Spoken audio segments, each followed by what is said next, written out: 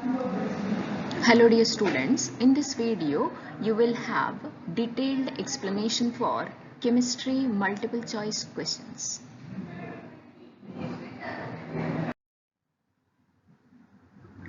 Look at this question. Silver articles become black on prolonged exposure to air. This is due to the formation of silver nitride, silver oxide, silver sulfide and silver nitride. ಬೆಳ್ಳಿಯ ಪಾತ್ರೆಗಳನ್ನು ಗಾಳಿಗೆ ತೆರೆದಿಟ್ಟ ಸ್ವಲ್ಪ ಕಾಲದ ನಂತರ ಕಪ್ಪಾಗ್ತದೆ. ಇದು ಈ ಕೆಳಗಿನ ಯಾವುದರ ಉಂಟಾಗುವಿಕೆಯಿಂದ?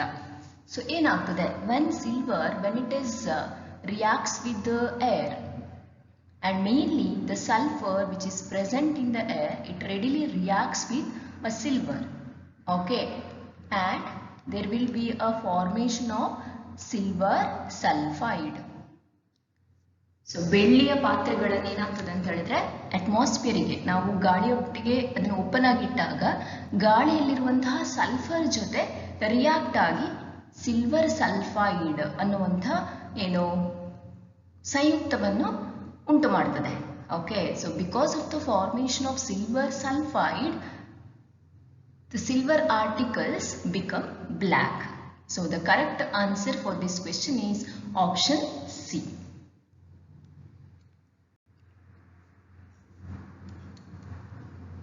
Next, we'll move on to the next question.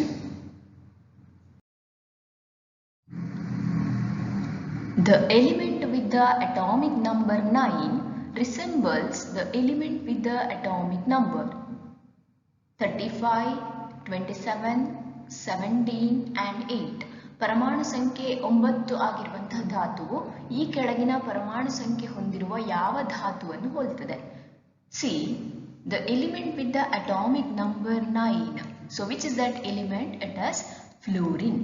Okay, fluorine has got atomic number 9.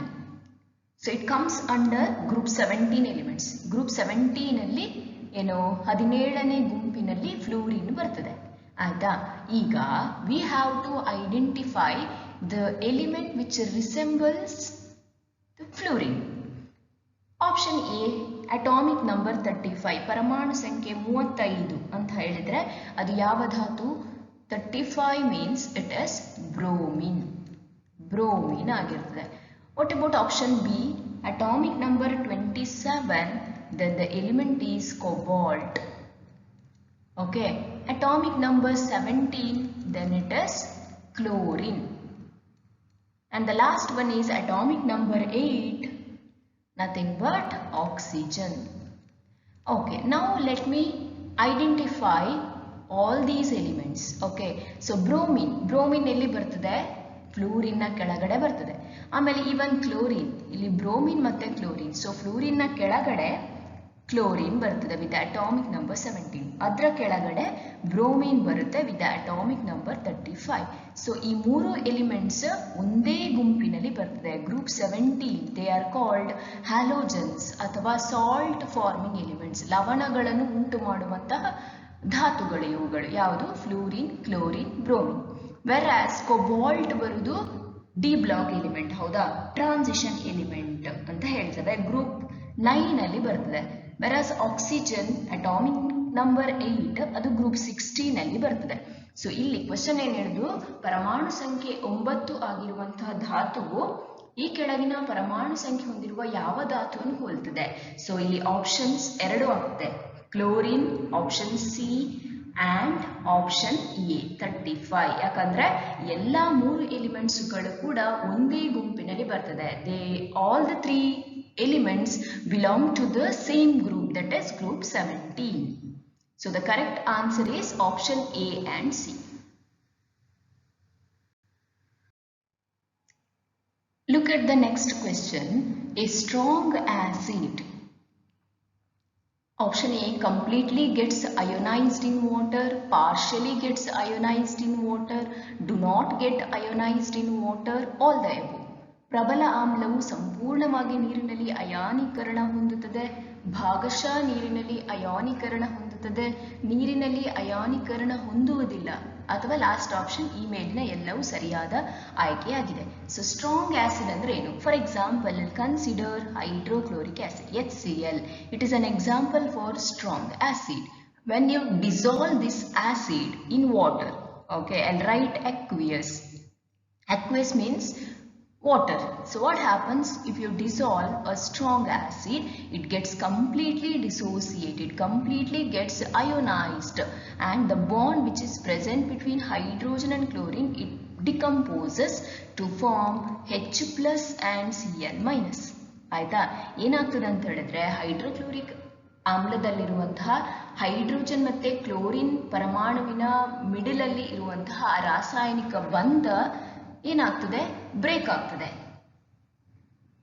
ಅವುಗಳು ಅಯಾನ್ಸ್ ಗಳನ್ನು ಪ್ರೊಡ್ಯೂಸ್ ಮಾಡುತ್ತದೆ, ಅಯಾನೀಕರಣ ಆಗ್ತದೆ.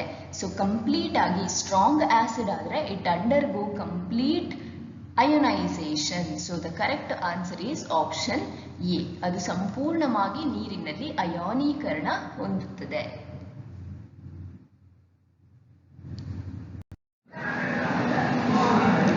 Look at the next question. Which of the following does not belong to the same homologous series? Option A, C2H4. Option B, C2H6. Option C, C3H6. Option D, C4H8. ಈ ಕೆಳಗಿನ ಯಾವುದು ಒಂದೇ ಅನುರೂಪ ಸರಣಿಗೆ ಸೇರುವುದಿಲ್ಲ? Okay, see, the question is about homologous series. So what is homologous series? It is a series of closely related organic compounds which can be represented by the same or a single general formula. ಹೌದಾ? ಅನುರೂಪ ಸರಣಿ ಅಂತ ಹೇಳಿದ್ರೆ ಆ ಸರಣಿಯಲ್ಲಿ ಬರುವಂತಹ ಎಲ್ಲ ಮೆಂಬರ್ಸ್ಗೆ ಒಂದೇ common ಆಗಿರುವಂತ ಒಂದು ಅಣುಸೂತ್ರ ಇರಬೇಕು. ಸೊ ಈಗ ಆಪ್ಷನ್ ಎ C2H4. C2H4 ಅಂತ ಹೇಳಿದ್ರೆ ಇಟ್ ಇಸ್ ಈಥೀನ್. ಹೌದಾ? It comes under alkenes. What about option B C2H6? So I'll write here, see, C2H4, it belongs to the alkene series with the general formula CnH2n, isn't it? Whereas if you consider option C, C3H6, again it comes under alkene series only because the formula holds good, CnH2n, that is C3H6. What about option D, C4H8? This is also comes under alkene series. So ethene ಇರಬಹುದು ಅಥವಾ propene ಇರಬಹುದು, ಬ್ಯೂಟೀನ್ ಇರಬಹುದು, ಇದೆಲ್ಲವೂ ಎಲ್ಲಿ ಬರ್ತದೆ? Alkene series ಅಲ್ಲಿ ಬರ್ತದೆ. ಅಂದ್ರೆ ಒಂದೇ ಅನುರೂಪ ಸರಣಿ ಆಯ್ತು. ಹೌದಾ? It is the same homologous series. But option B, if you consider option B, C2H6, it is nothing but alkenes, isn't it? Ethane. So what is the general formula of alkene? CnH2n plus 2. Therefore, which of the following does not belong to the same homologous series? It is option B, that is ethane, C2H6. So the correct answer for this question is option B. Okay, look at the next question. Element A is soft and can be cut with the knife, which is highly reactive in air. Element A is magnesium, sodium, phosphorus, calcium. A ಧಾತು ಮೃದುವಾಗಿದ್ದು ಚಾಕುವಿನಿಂದ ತುಂಡರಿಸಬಹುದಾಗಿದ್ದು ಗಾಳಿಯೊಡನೆ ಅತ್ಯಂತ ಕ್ರಿಯಾಶೀಲವಾಗಿ ವರ್ತಿಸುವಂತಹ ಈ ಕೆಳಗಿನ ಧಾತು ಯಾವುದು? C magnesium. What is atomic number of magnesium? It is 12. Atomic number of sodium, it is 11. Okay. Phosphorus. So sodium ಎಲ್ಲಿ ಬರುತ್ತದೆ? Group first group alkali metals ಅಲ್ಲಿ ಬರ್ತದೆ, ಕ್ಷಾರೀಯ ಲವಣಗಳಲ್ಲಿ ಬರ್ತದೆ. ಅದೇ ಮೆಗ್ನೀಷಿಯಂ ಸೆಕೆಂಡ್ ಗ್ರೂಪ್ ಅಲ್ಲಿ ಬರ್ತದೆ. ಓಕೆ. ನೆಕ್ಸ್ಟ್ ಕ್ಯಾಲ್ಸಿಯಂ, ಇದು ಸೆಕೆಂಡ್ ಗ್ರೂಪ್ ಅಲ್ಲಿ ಬರ್ತದೆ ವಿತ್ ಅಟಾಮಿಕ್ ನಂಬರ್ 20. ಅಂಡ್ ಇನ್ನೊಂದು ಯಾವುದು? ಫಾಸ್ಫರಸ್ ಗ್ರೂಪ್ 15 ಅಲ್ಲಿ ಬರುತ್ತೆ ಅಲ್ವಾ? ಗ್ರೂಪ್ 15 ಅಲ್ಲಿ ಫಾಸ್ಫರಸ್, ನೈಟ್ರೋಜನ್ ಕೆಳಗಡೆ ಫಾಸ್ಫರಸ್ ವಿತ್ ಅಟಾಮಿಕ್ ನಂಬರ್ 15. ಸರಿಯಾ? ಈಗ reactivity, what is given which is highly reactive in air. Reactivity ಜಾಸ್ತಿ ತೋರಿಸಬೇಕಾದ್ರೆ it has to lose electrons or it has to gain electrons very readily. So reactivity ಅಥವಾ ಅತ್ಯಂತ ಕ್ರಿಯಾಶೀಲವಾಗಿ ವರ್ತಿಸಬೇಕಾದ್ರೆ ಒಂದು electrons ಅನ್ನು ಅತ್ಯಂತ ಬೇಗ ಬಿಟ್ಕೊಡ್ಬೇಕು ಅಥವಾ ಬೇಗ ತಗೊಳ್ಬೇಕು. So if you compare all these elements size wise ನೋಡಿದ್ರೆ, size variation ನೋಡಿದ್ರೆ, ಅತ್ಯಂತ ಎಡಭಾಗದಲ್ಲಿರುವಂತಹ element that is sodium. Okay, in the modern periodic table, if you see extreme left side of the periodic table, sodium is present. So atomic size of sodium when compared to all the three elements, it is larger. So size ದೊಡ್ಡದಿದ್ರೆ ಏನಾಗ್ತದೆ, it can easily donate the electrons.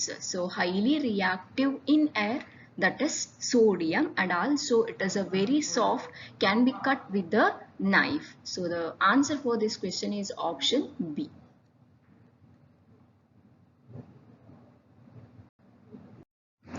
Now let us consider the 60th question.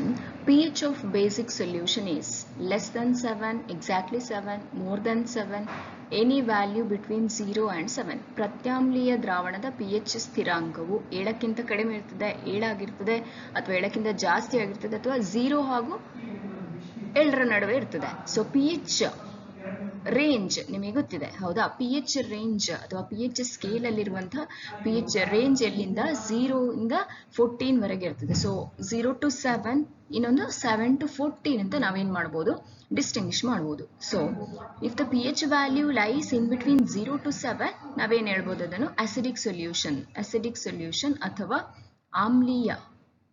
ಆಮ್ಲೀಯ ದ್ರಾವಣಕ್ಕೆ ಅದನ್ನು ಹೇಳಬಹುದು. Okay, the pH value if it is lies in between 7 to 14, then it is for basic solution. Okay, ಅಥವಾ ಪ್ರತ್ಯಾಮ್ಲೀಯ. So exact pH 7 ಅಲ್ಲಿ ನಿಂತ್ರೆ that is for neutral. So the question is about pH of a basic solution less than 7 ಅಲ್ಲ, ಹೌದಾ? ಪ್ರತ್ಯಾಮ್ಲೀಯ ದ್ರಾವಣದ pH ಸ್ಥಿರಾಂಕ 7ಕ್ಕಿಂತ ಕಡಿಮೆ ಇರುವುದಿಲ್ಲ. Exactly 7, that is also wrong. More than 7, yes. So the pH basic solution ಇದು of course 7ಕ್ಕಿಂತ ಜಾಸ್ತಿ ಇರಬೇಕು. Okay, any value between 0 and 7, that is also wrong answer. So the correct answer for this question is option C, more than 7.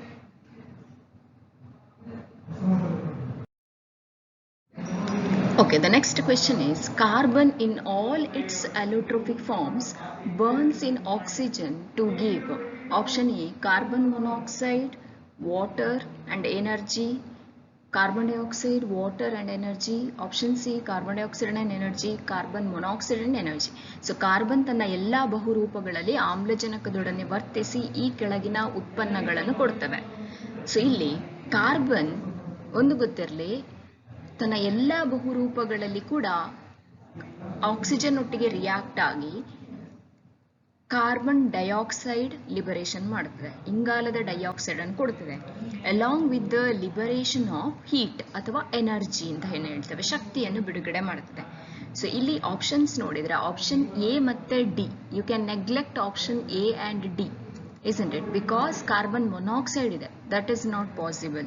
Okay, complete ಆಗಿ carbon burn ಆದ್ರೆ it will give carbon dioxide, carbon monoxide ಅಲ್ಲ. Incomplete combustion ಆದ್ರೆ will get carbon monoxide. So you can neglect option A and option D. Now the option is remaining is option C and option B. Okay, so here in the option B, second option ಅಲ್ಲಿ water ಕೊಟ್ಟಿದ್ದಾರೆ. So water ಕೆಲವು hydrocarbons, carbon ಇರುವಂತಹ allotropes ವಾಟರ್ನು ಕೊಡ್ಬೋದು, but in all the allotropic forms ಅಲ್ಲಿ the water will not be produced.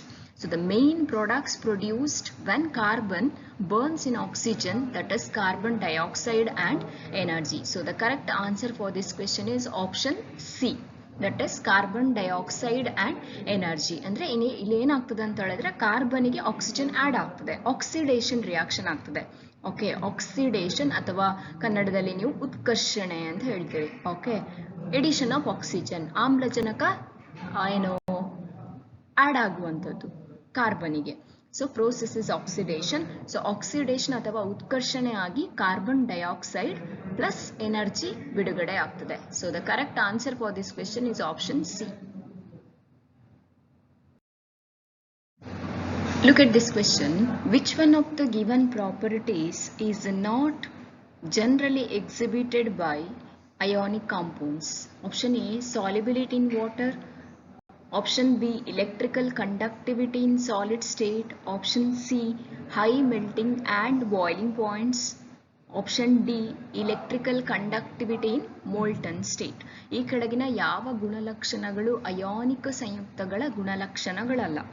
ನೀರಿನಲ್ಲಿ ವಿಲೀನತೆ, ವಿದ್ಯುತ್ ವಾಹಕತೆ, ಹೆಚ್ಚಿನ ಕರಗುವ ಹಾಗೂ ಕುದಿಬಿಂದು, ಹಾಗೂ ದ್ರವಿಸಿದ ಸ್ಥಿತಿಯಲ್ಲಿ ವಿದ್ಯುತ್ ವಾಹಕತೆ. Okay. Ionic compounds, solubility in water. Yes, ionic compounds are generally soluble in polar solvents. If you consider sodium chloride, which is an example for ionic compound. Sodium chloride ಅನ್ನುವಂಥದ್ದು ಅದು ionic ಸಂಯುಕ್ತಕ್ಕೆ ಎಕ್ಸಾಂಪಲ್ ಆಗ್ತದೆ. So ಅದನ್ನು ನೀರಲ್ಲಿ ನೀವು ಈಸಿಯಾಗಿ ಏನು ವಿಲೀನತೆಗೊಳಿಸಬಹುದು.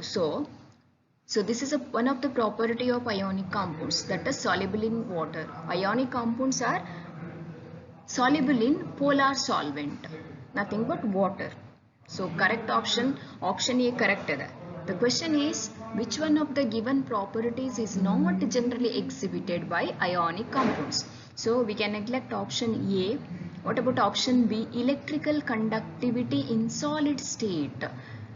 Actually solid state, for example, if you consider sodium chloride in a dry form, that is in dry solid form, ಅತ್ಯಂತ ಘನ ಸ್ಥಿತಿಯಲ್ಲಿ ಅವುಗಳು ಏನು ವಾಹಕತೆಯನ್ನು ತೋರಿಸುವುದಿಲ್ಲ. ಯಾಕೆ? Because of it's rigid structure. ಹೌದಾ? ಸೋಡಿಯಂ ಕ್ಲೋರೈಡ್ನ ಅದರ ರಚನೆಯಿಂದಾಗಿ ಅಲ್ಲಿ ನಿಮಗೆ ಫ್ರೀ ಆದಂಥ ಅಥವಾ ಫ್ರೀ ಮೂವ್ಮೆಂಟ್ ಇರುವುದಿಲ್ಲ. ಯಾವುದ್ರದ್ದು? ಅಯಾನ್ಸ್ ಇದು ವಿದ್ಯುದಾವೇಶ ಹೊಂದಿರುವಂಥ ಕಣಗಳ ಚಲನೆ ಇರುವುದಿಲ್ಲ. ಎಲ್ಲಿ? ಘನ ಸ್ಥಿತಿಯಲ್ಲಿ. ಹಾಗಾಗಿ ಘನ ಸ್ಥಿತಿಯಲ್ಲಿರುವಾಗ ಅಯಾನಿಕ್ ಕಾಂಪೌಂಡ್ಸ್ ಯಾವುದೇ ವಿದ್ಯುತ್ ವಾಹಕತೆಯನ್ನು ತೋರಿಸುವುದಿಲ್ಲ. Okay. So electrical conductivity solid state ಅಲ್ಲಿ ಅಯಾನಿಕ್ ಕಾಂಪೌಂಡ್ಸ್ಗೆ ಇರುವುದಿಲ್ಲ. What about option C, high melting point and boiling point? Yes, ionic compounds ಗೆ melting point ಮತ್ತೆ boiling point ಜಾಸ್ತಿ ಇರ್ತದೆ because of the presence of strong ionic bond. ಹೌದಾ? Ionic ಬಂಧ ಅತ್ಯಂತ strong ಇರೋದ್ರಿಂದ they have high melting point and boiling points. ಅತ್ಯಂತ ಹೆಚ್ಚಿನ ಕರಗುವ ಹಾಗೂ ಕುದಿಬಿಂದು ಹೊಂದಿರ್ತದೆ. And what about option D, electrical conductivity in molten state? Molten state ಅಥವಾ ಅಂದ್ರೆ ಮೆಲ್ಟ್ ಫಾರ್ಮ್ ಅಲ್ಲಿ ಮಾಯಿಶ್ಚರ್ ಅಥವಾ ತೇವಾಂಶ ಇರಬೇಕು. ಓಕೆ. ದ್ರವಿಸಿದ ಸ್ಥಿತಿ ಅಂತ ಹೇಳ್ಬೋದು. ದ್ರಾವಣ ಅಲ್ಲ, ಸ್ವಲ್ಪ ನೀವು ಘನ ಸ್ಥಿತಿಯಲ್ಲಿರುವಂತಹ ಸಂಯುಕ್ತಕ್ಕೆ ಸ್ವಲ್ಪ ಏನು ತೇವಾಂಶ ಇದ್ರೆ ಅಲ್ಲಿ ಏನಾಗ್ತದೆ, ಆ particular ionic compounds it can conduct electricity. So ಇಲ್ಲಿ option A, C and D correct match ಆಗ್ತದೆ. whereas option B is the answer for this question, that is which one of the given properties is not generally exhibited by ionic compounds, that is electrical conductivity in solid state. ಅಂದ್ರೆ ಘನ ಸ್ಥಿತಿಯಲ್ಲಿರುವಾಗ ವಿದ್ಯುತ್ ವಾಹಕತೆಯನ್ನು ತೋರಿಸುವುದಿಲ್ಲ. So the correct answer is option B. Look at this question. The process of dissolving an acid or a base in water is highly endothermic, no change in temperature, highly exothermic, either exothermic or endothermic. ಆಮ್ಲ ಹಾಗೂ ಪ್ರತ್ಯಾಮ್ಲವನ್ನು ನೀರಿನಲ್ಲಿ ಕರಗಿಸುವಂತ ಪ್ರಕ್ರಿಯೆಯು ಅಂತರಿಷ್ಣಕ ಕ್ರಿಯೆ, ತಾಪಮಾನದಲ್ಲಿ ಯಾವುದೇ ಬದಲಾವಣೆ ಇಲ್ಲ, ಬಹಿರುಷ್ಣಕ ಕ್ರಿಯೆ ಅಥವಾ ಲಾಸ್ಟ್ ಆಪ್ಷನ್ ಬಹಿರುಷ್ಣಕ ಅಥವಾ ಅಂತರಿಷ್ಣಕ. So the process of dissolving an acid and base, if you mix or if you dissolve any acid, for example say HCl, ನೀವು ಹೈಡ್ರೋಕ್ಲೋರಿಕ್ ಆಸಿಡ್ ಅನ್ನು ವಾಟರ್ ಅಲ್ಲಿ ಡಿಸಾಲ್ವ್ ಮಾಡ್ತಾ ಇದ್ದೀರಿ, aqueous ಅಂತ ಬರೆದಾನೆ, which indicates water. So what happens when if you dissolve an acid or any base, during the process a large amount of heat is liberated. ನೀವು ಆ process ಅಲ್ಲಿ ಒಂದ ಆಮ್ಲ ಇರಬಹುದು ಅಥವಾ ಪ್ರತ್ಯಾಮ್ಲ ಇರಬಹುದು, ನೀರಿನಲ್ಲಿ ಕರಗಿಸಿದಾಗ ಏನಾಗ್ತದೆ ಅಂತ ಹೇಳಿದ್ರೆ ಅತ್ಯಂತ ಹೆಚ್ಚಿನ ಶಕ್ತಿ ಬಿಡುಗಡೆ ಆಗ್ತದೆ. ಸೊ ಯಾವಾಗ ಒಂದು ರಾಸಾಯನಿಕ ಕ್ರಿಯೆಯಲ್ಲಿ ಶಕ್ತಿ ಬಿಡುಗಡೆ ಆಗ್ತದೋ ಅದನ್ನು ಬಹಿರುಷ್ಣಕ ಕ್ರಿಯೆ ಅಂತ ಹೇಳ್ತಾರೆ, which is highly exothermic. So ನೆನ್ಪಿಟ್ಕೊಳ್ಳಿ, the process of dissolving an acid or a base in water is highly exothermic reaction. So the correct answer is option C.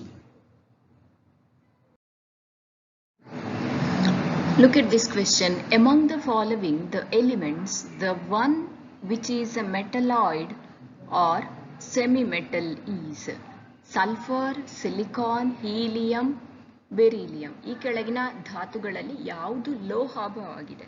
ಮೆಟಲಾಯ್ಡ್ in the sense which exhibit both metallic characters as well as non-metallic characters. ಲೋಹ ಅಂತ ಹೇಳಿದ್ರೆ ಆ ಕಡೆ ಲೋಹಗಳ ಗುಣ ಕೂಡ ತೋರಿಸ್ತದೆ, ಅಲೋಹಗಳ ಗುಣ ಕೂಡ ತೋರಿಸ್ತದೆ. ಸೊ ಇಲ್ಲಿ ಸಲ್ಫರ್ ತಗೊಂಡ್ರೆ ಸಲ್ಫರ್ ಬರೋದು ಪಿ ಬ್ಲಾಕ್ ಎಲಿಮೆಂಟ್ಸ್ ಅಲ್ಲಿ, ಹೌದಾ? ಸೊ ಅದಕ್ಕೆ ಅಲೋಹ ನಾನ್ ಮೆಟಾಲಿಕ್ ಕ್ಯಾರೆಕ್ಟರ್ ಜಾಸ್ತಿ ಇರ್ತದೆ. Okay, if you consider helium, helium ಎಲ್ಲಿ ಬರ್ತದೆ? ನೋಬೆಲ್ ಗ್ಯಾಸಸ್ ಅಲ್ಲಿ ಬರ್ತದೆ. Even it comes under P block. So ಅಲೋಹತೆ ಜಾಸ್ತಿ ಇರ್ತದೆ, ನಾನ್ ಮೆಟಾಲಿಕ್ ಕ್ಯಾರೆಕ್ಟರ್ ಜಾಸ್ತಿ ಇರ್ತದೆ ಹೀಲಿಯಮಿಗೆ. ಬೆರಿಲಿಯಂ, ಬೆರಿಲಿಯಂ ಬರೋದು ನಿಮ್ಮ ಎಸ್ ಬ್ಲಾಕ್ ಅಲ್ಲಿ ಅಲ್ವಾ, ಎಸ್ ಬ್ಲಾಕ್ ಎಲಿಮೆಂಟ್ಸ್ ಅಲ್ಲಿ ಬರ್ತದೆ. ಸೊ ಹಾಗಾಗಿ ಅದಕ್ಕೂ ಮೆಟಾಲಿಕ್ ಕ್ಯಾರೆಕ್ಟರ್ ಜಾಸ್ತಿ. So except sulphur, helium, beryllium, silicon, if you consider silicon which acts as a metalloid, ನಿಮ್ಗೆ ಗೊತ್ತಿದೆ ಸಿಲಿಕಾನ್ಗೆ ಮೆಟಾಲಿಕ್ ನೇಚರ್ ಕೂಡ ಇದೆ, ಆಮೇಲೆ ನಾನ್ ಮೆಟಾಲಿಕ್ ನೇಚರ್ ಕೂಡ ಇದೆ. So the correct answer for this question is option B.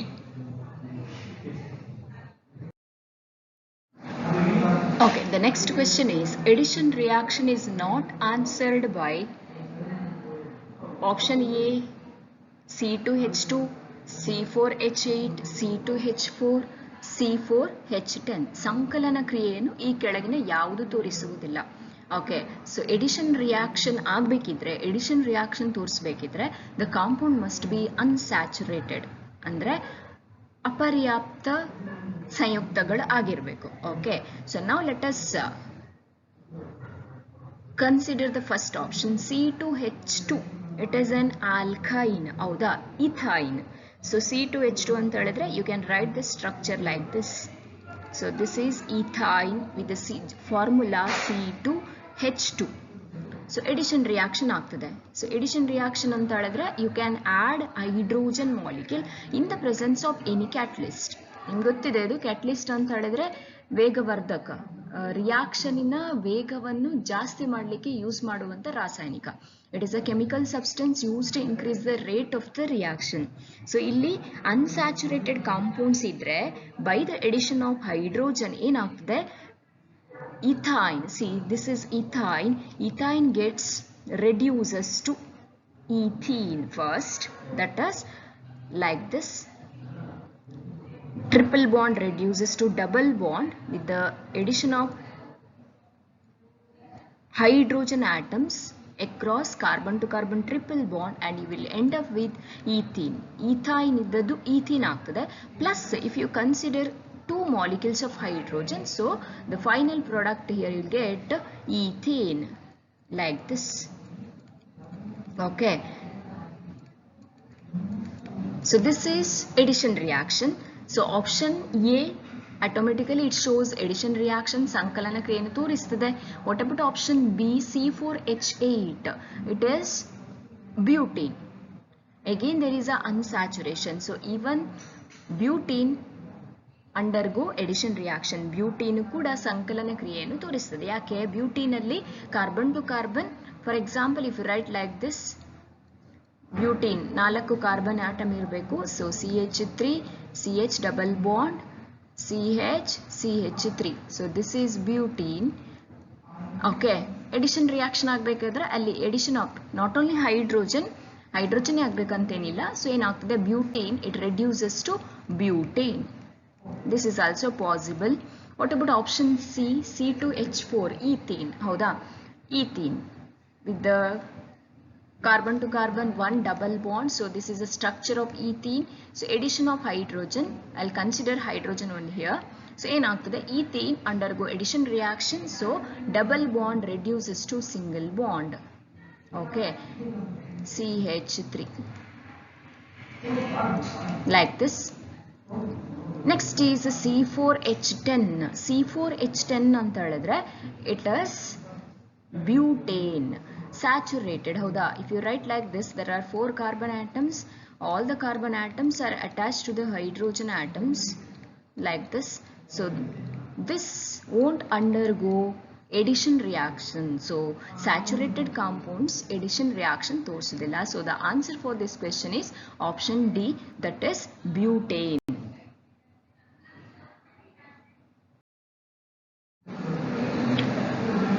Bottom of cooking vessels getting blackened due to complete combustion, incomplete combustion, supply of excess of air, complete oxidation. ಅಡುಗೆ ಪಾತ್ರೆಗಳ ತಳವು ಕಪ್ಪಾಗಲು ಕಾರಣ ಸಂಪೂರ್ಣ ದಹನ ಕ್ರಿಯೆಯಿಂದ, ಅಪೂರ್ಣ ದಹನ ಕ್ರಿಯೆಯಿಂದ, ಹೆಚ್ಚಿನ ಪ್ರಮಾಣದಲ್ಲಿ ಆಮ್ಲಜನಕದ ಸರಬರಾಜಿನಿಂದ ಹಾಗೂ ಸಂಪೂರ್ಣ ಉತ್ಕರ್ಷಣೆಯಿಂದ.